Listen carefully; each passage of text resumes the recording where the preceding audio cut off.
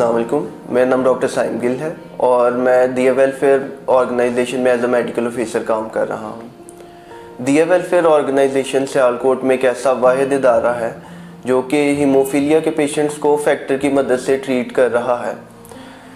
चूँकि हीमोफीलिया के पेशेंट्स को बहुत सारे इदारे खून लगाकर या प्लाज्मा लगाकर भी ट्रीट कर रहे हैं, लेकिन स्पेसिफिक फैक्टर देने से खून में जो रिस्क रहता है बीमारियों का, जैसे काला यरकान हो गया, हेपेटाइटिस बी, सी, HIV, एड्स वगैरह, इन मोहलिक बीमारियों से बचा जा सकता है।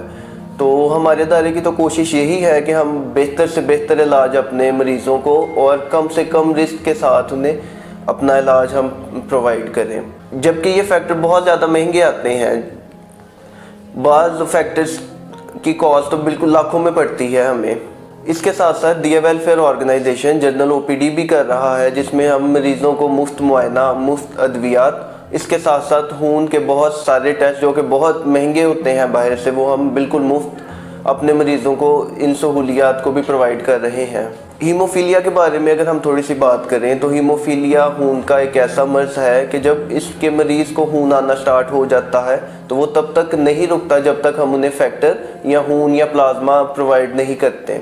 इस मर्ज़ की अलामत में मुंह से खून का आना, नाक से खून का आना, जोड़ों में सोजिश का रहना और इसके साथ साथ जोड़ों में दर्द का रहना, जिस्म पे मुख्तलिफ धब्बे बनना शामिल है।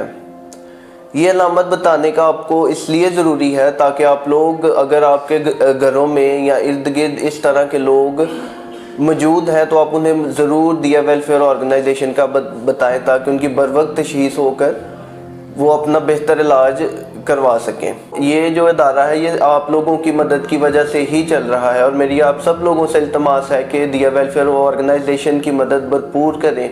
आप इस इदारे की मदद अपनी माली ताउन से भी कर सकते हैं। इसके साथ साथ आप इस मर्ज़ की आगाही दूसरे लोगों तक पहुँचा के भी कर सकते हैं। मैं आप लोगों से इल्तमास करता हूँ कि आप दिया वेलफेयर ऑर्गेनाइजेशन में बढ़ चढ़ कर हिस्सा लें ताकि जो बच्चे इस मर्ज़ में मुब्तला हैं वो भी एक नॉर्मल इंसान और नॉर्मल ज़िंदगी गुजार सकें। बहुत शुक्रिया।